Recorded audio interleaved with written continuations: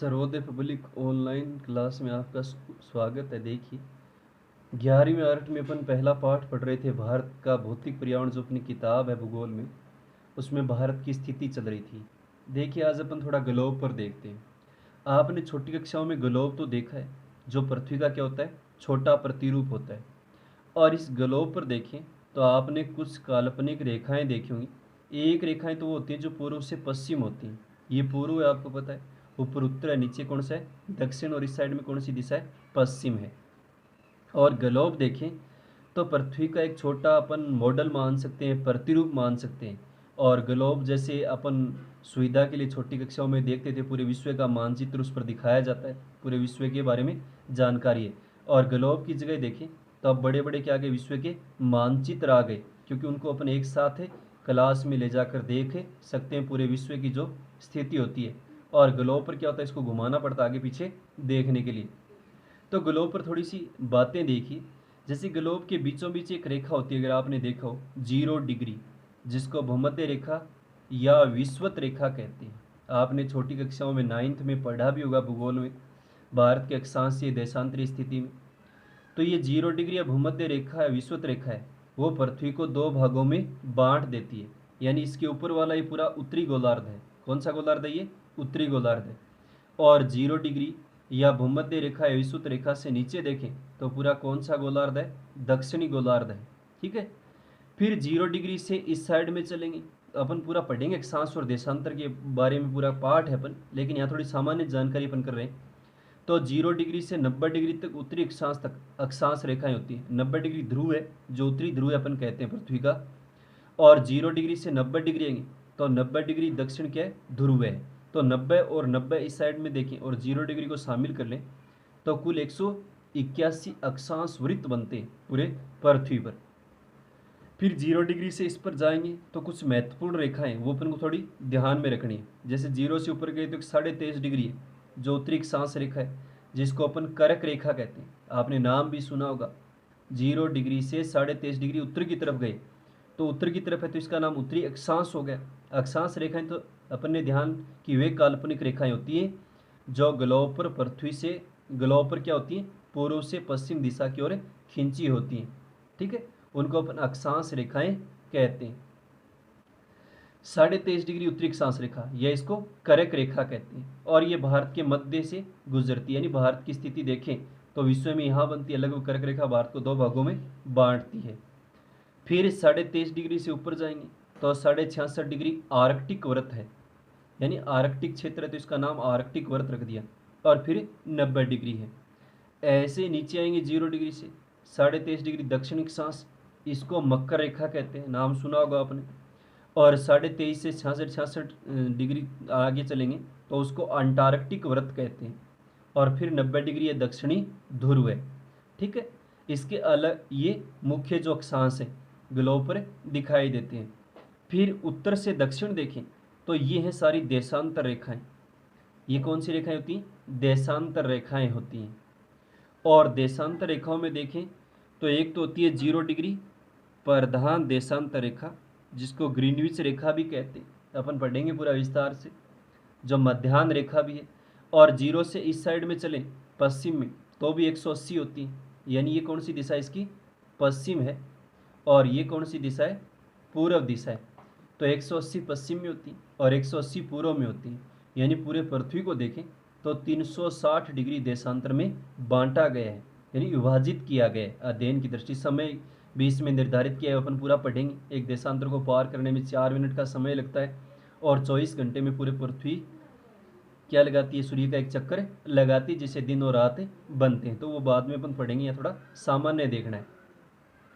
फिर देखें तो 23.5 डिग्री तरफ देखें, 0 डिग्री से 23.5 डिग्री उत्तर और 23.5 डिग्री दक्षिण के जो मध्य का क्षेत्र है वो उष्ण कटिबंध में आता है। यानी कटिबंध का अर्थ होता है दो अक्षांश रेखाओं के मध्य का क्षेत्र होता है, यानी जिसको अपन जोन कहते हैं, वो कटिबंध कहलाता है। 23.5 डिग्री से 66.5 उत्तर और दक्षिण में देखें तो शीतोष्ण कटिबंध में आता है, यानी ठंडे प्रदेश जिसको कह सकते हैं। और 66.5 डिग्री से 90 डिग्री उत्तर चलें, चाहे 66.5 डिग्री से 90 डिग्री दक्षिण की ओर चलें, दक्षिण ध्रुव में, वो बिल्कुल शीत कटिबंध होते हैं, बिल्कुल ठंडे प्रदेश होते हैं, उच्च अक्षांश वाले, जहाँ वर्ष भर देखें तो क्या जमी रहती है, बर्फ जमी रहती है। तो ये थोड़ा सामान्य परिचय, आपने ग्लोब तो देखा ही होगा, उस पर अक्षांश और देशांतर भी देखे होंगे, और उसमें अपन ने भारत का अक्षांशीय और देशांतरीय विस्तार पढ़ा था। तब भी अपन ने जिक्र किया था कि यहाँ भारत का मैप बनाए तो यहाँ भारत का मैप बनता है, और 8 डिग्री जो रेखा वहाँ से भारत का शुरू होता है, 8 डिग्री 4 मिनट से अपन ने पढ़ा था, और 37 डिग्री 6 मिनट जो क्षेत्र है उस उत्तरी अक्षांश तक भारत का विस्तार है। और देशांतर में देखें तो 68 डिग्री 7 मिनट से लेकर 97 डिग्री 25 मिनट पूर्वी देशांतर के मध्य क्या भारत की स्थिति बनती है। तो अपन भारत की स्थिति देखें तो भारत का दक्षिणी भाग तो उष्ण कटिबंध में आ गया, क्योंकि कर्क रेखा भारत को विभाजित करती है, 8 राज्यों से भारत की गुजरती है। अपन देखेंगे गुजरात है, महाराष्ट्र, वो राजस्थान है, मध्य प्रदेश है, छत्तीसगढ़ है, पश्चिम बंगाल है, झारखंड है, त्रिपुरा है, मिजोरम है, इन राज्यों से गुजरती है। और 23.5 डिग्री से देखें तो बीच में एक 35 डिग्री और आता है, उसको उपोषण बोलते हैं, यानी उपोषण क्षेत्र। पूरा 66.5 तक शीतोष्ण हो गया, तो ऊपर वाला भाग उपोषण या कोषण कटिबंध जिसको कह सकते हैं, शीतोष्ण, उस क्षेत्र में भारत का आता है।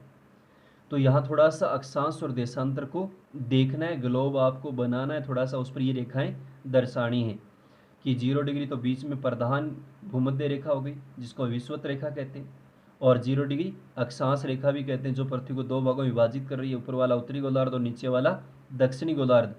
0 से 23.5 डिग्री उत्तर में उत्तरी अक्षांश या कर्क रेखा, और 0 डिग्री से 23.5 डिग्री दक्षिण में अक्षांश में मकर रेखा, और 23.5 से 66.5 अंटार्कटिक वृत्त है, और ऊपर 66.5 डिग्री कौन सा है, आर्कटिक वृत्त है। यानी कि वृत्त नाम दे दिया क्योंकि वृत्त बनते हैं यहाँ पर आकर। और ऊपर 90 डिग्री उत्तरी अक्षांश हो गया उत्तरी गोलार्ध में, और नीचे 90 डिग्री दक्षिणी अक्षांश या दक्षिणी गोलार्ध। और अक्षांश रेखाएं लेटिट्यूड जिसको अंग्रेजी में कहते हैं, वो पूर्व से पश्चिम की ओर होती हैं, कुल 181 ध्रुवों को छोड़ दें तो 179 होती हैं, उत्तरी ध्रुव और दक्षिण ध्रुव के बिंदु के रूप में भी माने जाते हैं। रेखाएं नहीं होती क्योंकि ये बिंदु है दोनों, उत्तरी ध्रुव और दक्षिणी ध्रुव। और देशांतर देश जो रेखाएं होती हैं लॉन्गिट्यूड, वो पूर्व से क्या होती हैं, उत्तर से दक्षिण की ओर होती हैं। इस तरह जाल बना होता है, ग्लोब पर आपने देखा हो तो आपको दिखाई देंगी ये देशांतर रेखाएं, देखना। और मानचित्र पे भी मिल जाएंगे आप, अगर आप विश्व का मानचित्र घर पे तो उसमें देखना, या भारत का मानचित्र तो उसमें दिखाई देती है, ऊपर से देशांतर रेखाएं होती हैं और अक्षांश रेखाएं होती हैं। तो ये 0 डिग्री तो मुख्य जो ग्रीनविच रेखा है जिसको मध्याह्न रेखा कहते हैं, और 180 तो इस साइड में होती है पश्चिम में, और 180 देखें तो इस तरफ होती है पूर्व में, और कुल होती है 360 डिग्री देशांतर रेखाएं। उसके बाद भारत का मानचित्र देखिए भारत का मानचित्र अपन ने पीछे ही बनाया, भारत का राजनीतिक बनाया, आपने भारत के राज्य दर्शाए होंगे। आप भारत के मानचित्र में भारत के राज्य दर्शाना और उनकी राजधानी या तो मानचित्र मिल जाएगा उसमें दर्शाना, क्योंकि भारत के राजनीतिक मानचित्र आपको आना चाहिए, राज्य और उनकी राजधानियाँ सभी की आती हुई, नहीं तो लिखवा देंगे भी राजधानी आगे। फिर भारत के मानचित्र में देखिए एक 82.5 डिग्री पूर्वी देशांतर रेखा आपको दिखाई दे रही है, यानी अपन ने देखा था कि भारत का जो देशांतरीय विस्तार है वो यहाँ से शुरू होता है 68 डिग्री 7 मिनट से, और यहाँ तक देखें तो आता है 97 डिग्री 25 मिनट पूर्वी देशांतर है। ये भारत का क्या है, देशांतरीय विस्तार है। तो यहाँ 68 से चले तो यहाँ आते आते, क्योंकि अपन ने पढ़ा था देशांतर कुल कितने 360 है, यानी 180 तो पश्चिम में रह गए, 180 पूर्व में रह गए, तो 0 डिग्री उससे भारत क्या आता है, पूर्व में आता है। तो यहाँ 82.5 डिग्री है। यहाँ उत्तर प्रदेश है, उत्तर प्रदेश के इलाहाबाद के पास ये 82.5 डिग्री पूरी देशांतर रेखा भारत से गुजरती है, जो भारत का मानक यामोत्र है, यानी भारत का समय से निर्धारित किया गया है। तो एक बार प्रश्न आता है कि भारत का मानक यामोत्र क्या है, तो वह है 82.5 डिग्री पूर्वी देशांतर रेखा है, जिससे भारत का समय क्या किया गया, निर्धारित किया गया है। ठीक है, यानी जिसको IST इंडियन स्टैंडर्ड टाइम अपन कहते हैं, भारत का मानक समय। क्योंकि यूँ तो देखें ना तो भारत का ये पूर्व है और ये क्या भारत का पश्चिम है, जबकि सूर्य कौन सी दिशा में पहले होता है, पूर्व में होता है, क्योंकि पृथ्वी का भाग जो सामने आएगा वो पूर्व का आएगा पहले।